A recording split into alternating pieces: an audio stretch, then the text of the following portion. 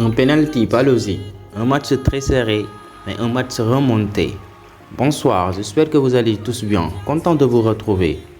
Dans cette vidéo, je vous donne mon analyse du match d'hier soir entre l'FC Barcelone et Levante. Let's go, c'est parti.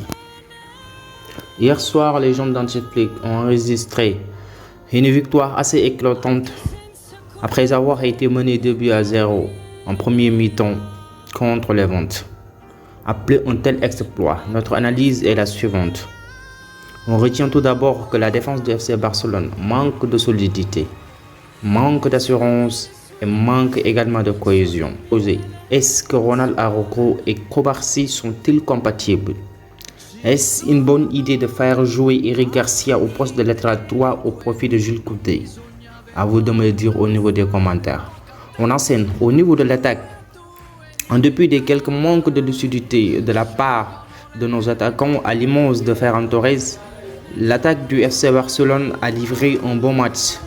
Mais on ne peut guère oublier la performance individuelle de l'homme du match, mon cher Pedri Potter. Alors avec lui, j'ai tendance à dire que souvent, on ne le juge pas à sa propre valeur par rapport à ce qu'il apporte au sein du milieu de terrain du FC Barcelone, mais également par rapport à ce qu'il apporte au niveau de l'attaque du FC Barcelone. Monsieur Pedri Potter, le magicien.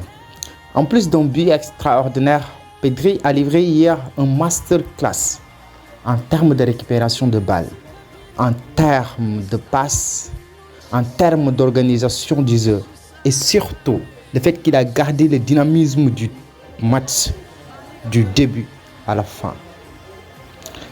Par rapport aux remplaçants, Gavi, Dani Olmo, Robert Lewandowski, Ben Christensen ou même Jules Koundé, tous les 5 remplaçants ont été déterminants hier soir en termes de pressing et d'accélération du jeu.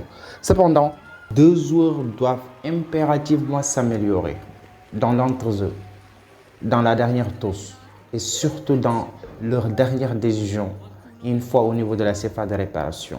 Je veux parler de Dani Olmo en premier lieu et de Gavi en second lieu.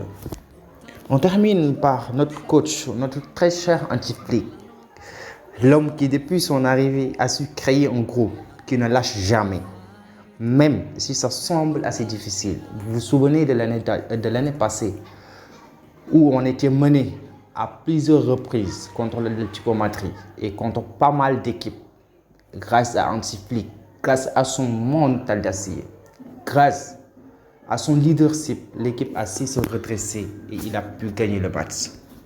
Monsieur Antiflick, hier encore, il a sorti un coaching qui a fait gagner le match.